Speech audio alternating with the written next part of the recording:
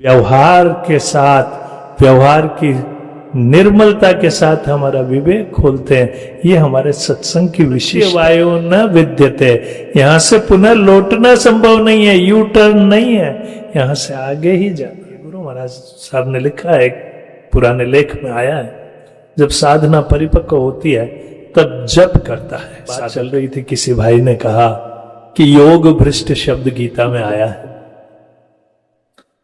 गलत शब्द नहीं है, बहुत श्रेष्ठ के घर में जन्म लेते हैं, अर्थात ऐसे कुल में जहां उन्हें सभी तरह की पूजा साधना आदि की सुविधाएं मिल जाती है।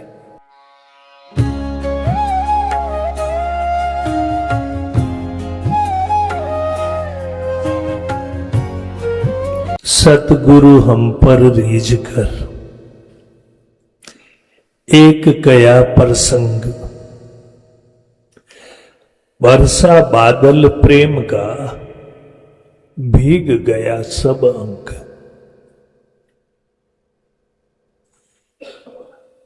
कबीर साहब की यह साखी है कि गुरु महाराज ने मुझ पर रीझ करके, शिष्य पर गुरु रीझ जाते हैं, उनको रिझाने का तरीका आना चाहिए। एक कया प्रसंग, उन्होंने रीझ करके एक प्रसंग कहा, एक घटना कही, कोई ऐसी बात कही गुरु की वाणी में ही। बरसा बादल प्रेम का, प्रेम का बादल बरस गया, भीग गया सब अंग, मन चित्त बुद्धि अहंकार सब कुछ भीग। ऐसे परम समर्थ गुरु महाराज के इस भव्य दरबार में परम पूज्य भैया की सन्निधि में आप और हम सब यहां बैठे, उनकी कृपा का बादल बरस रहा है।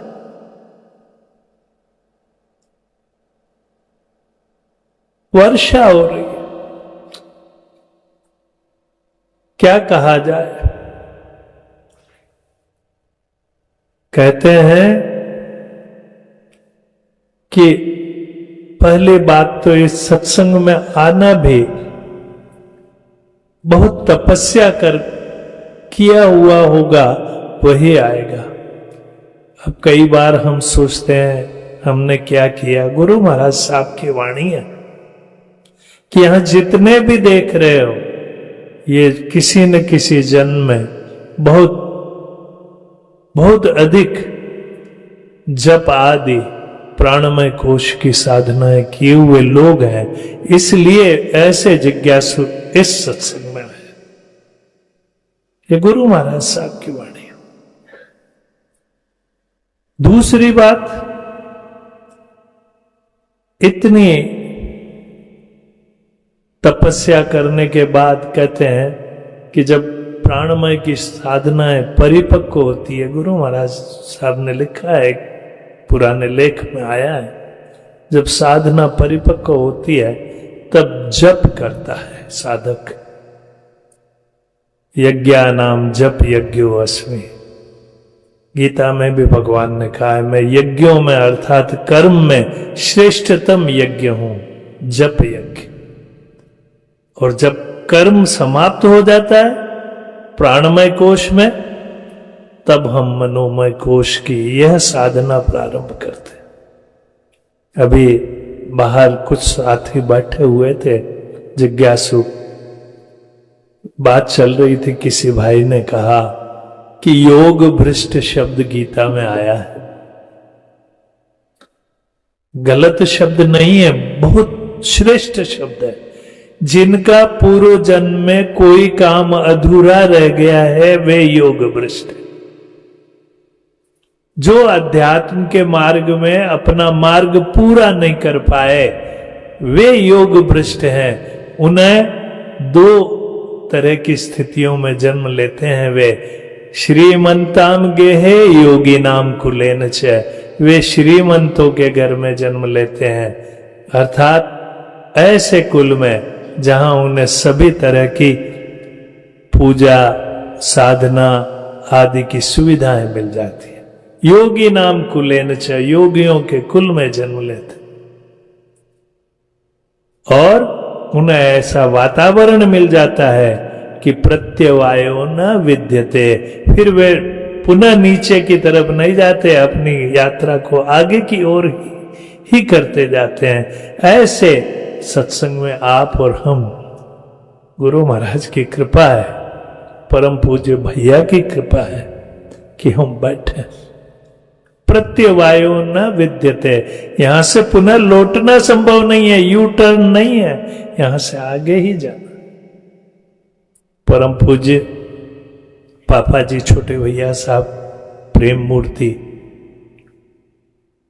बताया करते थे कि अरे जिन्हें गुरु महाराज आगे ले जाना चाहते हैं, क्योंकि वो शिक्षा से जुड़े हुए थे, एक शब्द एक प्रसंग उनका याद आ रहा है। उन्होंने कहा ऑडियो विजुअल टेक्निक इस्तेमाल की जाती है और सिचुएशनल टीचिंग होती है। ये अध्यात्म और व्यवहार क्या है? हमें दुनिया में सारी सिचुएशंस बताई जाती है कि संसार में हर रंग ऐसा है, परिवार ऐसा है, अपने ऐसे हैं, संसार ऐसा है, और इस सिचुएशन से हमको व्यवहार की शुद्धता भी समझ में आती है और हमारा आगे का मार्ग भी प्रशस्त हो जाता है। ये गुरु ऑडियो विजुअल हमारे को श्रव्य दृश्य सामग्री, जैसे कक्षा में शिक्षक पढ़ाते हैं तो प्रैक्टिकल किसी चीज को, क्योंकि भाई साहब परम पूज्य पापा जी प्रेम मूर्ति केमिस्ट्री के बहुत बड़े विद्वान, उनके अंडर में बड़े बड़े लोग पीएचडी किया करते थे, तो प्रायोगिक करके प्रैक्टिकल करके बताते थे। ऐसे ही हमारे सत्संग में संसार का एक प्रायोगिक रूप, एक ऐसी सिचुएशन, ऐसा बानक गुरु महाराज बना देते हैं कि हमें इस संसार की सारी चीजें समझ में आने लगती है। हमें यह समझ में आने लगता है कि मैं जिस वातावरण में हूं, मैं इस वातावरण को देख सकता हूं। दृष्टा बना देते हैं, अपना स्वयं का भी दृष्टा बना देते हैं कि ये पांव मेरे हैं, शरीर मेरा है, लेकिन मैं शरीर नहीं हूं। श्वास मेरी है, मैं श्वास नहीं हूं। विचार मेरे हैं, मैं विचार नहीं हूं। भाव मेरे हैं, मैं भाव नहीं हूं। तो फिर मैं क्या हूं? मैं इन सब का दृष्टा हूं। वह जो दृष्टा सत्य है वह धीरे धीरे साक्षी भाव में ला करके गुरु महाराज हमें व्यवहार के साथ, व्यवहार की निर्मलता के साथ हमारा विवेक खोलते हैं। ये हमारे सत्संग की विशिष्टता है। ऐसा सत्संग दुनिया जहान में नहीं मिलेगा। और बातें तो की जा सकती है, किस्सा गोई की जा सकती है, लेकिन प्रैक्टिकली जो चीज यहां समझाई जाती है वो अपने आप में दुर्लभ, और फिर गुरु कृपा का तो अद्भुत जो नजारा है वो यहां देखने को मिलता है। क्या कहा जाए, एक छोटी सी कथा याद आ रही है तोटकाचार्य की। आदि गुरु शंकराचार्य के शिष्य थे पद्मपादाचार्य, सुरेश्वराचार्य, एक आचार्य हस्तामलक। हस्तामलक तो ऐसे शिष्य थे कि जिन्हें कोई विचार करते जैसे हाथ में आंवला रखा हुआ है, ऐसे उन्हें कोई भी विचार करते ही उस विचार का तत्वतः ज्ञान हो जाता था। इतनी विकसित बुद्धि थी। ऐसे ऐसे शिष्य थे, पद्मपादाचार्य, सुरेश्वराचार्य, हस्तामलक आचार्य। लेकिन एक शिष्य था, उसका नाम था गिरी। वो कुछ नहीं करता था, बस गुरु सोते थे तो बाहर सो जाता था। कहे क्या पता रात को नींद जग जाए, मेरे परम पूज्य गुरु महाराज को कोई तकलीफ न हो जाए, उनको रात को कहीं जो है ऐसा तो नहीं हो कि कोई तकलीफ हो या उठने में कोई दिक्कत हो, तो मैं जग करके उनकी सेवा में खड़ा रहूं।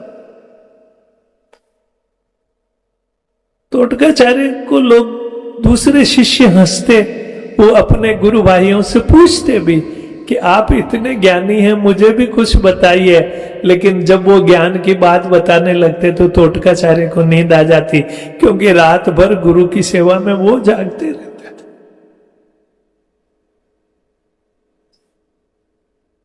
कोई भी बात होती गुरु की सेवा के अलावा उन्हें कुछ सूझता ही नहीं। एक दिन की बात, गुरु प्रवचन शुरू करने वाले थे, सारे शिष्य सामने बैठे थे। गुरु महाराज बोले सुरेश्वराचार्य जी से या हस्तामलक आचार्य से कि गिरी नहीं आया। कहा महाराज नहाने गया है, आपके वस्त्र आदि नहाने के बाद वो धो करके सुखाता है, फिर आता है। आप तो प्रवचन शुरू कीजिए। कहा नहीं, गिरी नहीं आया।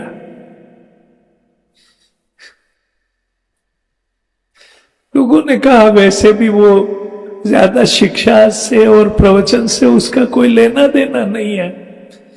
फिर भी आचार्य शंकर बोले कि नहीं, थोड़ी देर रुक जाते हैं, गिरी नहीं आया है।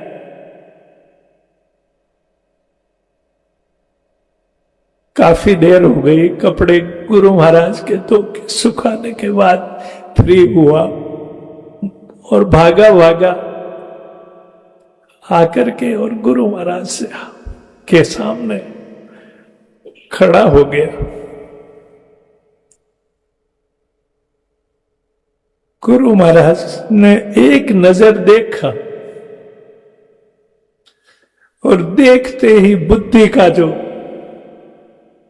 क्या विकास है, बुद्धि एकदम खिल गई, एकदम अंदर से ज्ञान फूट पड़ा और गुरु महाराज के सामने क्षमाएं मांगते हुए जो शब्द बोले, गुरु महाराज ने कहते हैं ना कि ददामि बुद्धि योगम, तब मैं तुझे बुद्धि योग देता हूं। ऐसा भाव करके जब गुरु ने एक नजर डाली तो एक छंद फूट पड़ा। उस अनपढ़ सेवाभावी बच्चे के मुंह से छंद फूट पड़ा, जिसे तोटक छंद कहते हैं। उसी के नाम से उनका तोटकाचार्य नाम हुआ। बार बार अपने गुरु के लिए कि एक ही शब्द आता है, उसमें बार बार आठ पंक्तियां वो बोले, 8 छंद बोले उसमें। भव शंकर देशिक मैं शरणम, हे गुरु महाराज मैं आपकी शरण में हूं, मैं और कुछ नहीं जानता। ये जो आज अपन बद्रीनाथ यात्रा पर जाते हैं, जोशी मठ करके जगह आती है, ये उन्हीं आचार्य तोटकाचार्य गिरी से कहते हैं गुरु के एक वचन से बुद्धि खुलती है। ऐसे महापुरुषों के सत्संग में हम बैठे, गुरु महाराज की कृपा है। हम हमारी कृतज्ञता कैसे प्रकट करें? आपके प्रति न में शक्यम, शिष्य कहता है मेरे में तो इतनी सामर्थ्य भी नहीं है कि आपके सामने मैं अपनी कृतज्ञता प्रकट कर सकूं, लेकिन आपके चरणों की भक्ति दीजिए और आपके प्रति निष्ठा दीजिए। यही न जाने हम सब पर भी आपकी कृपा होगी ही होगी। कब होगी? अब समय है, आप कृपा करें और हम सबको आपकी शरण में लें। गुरु महाराज की बताई हुई साधना अब हम करेंगे।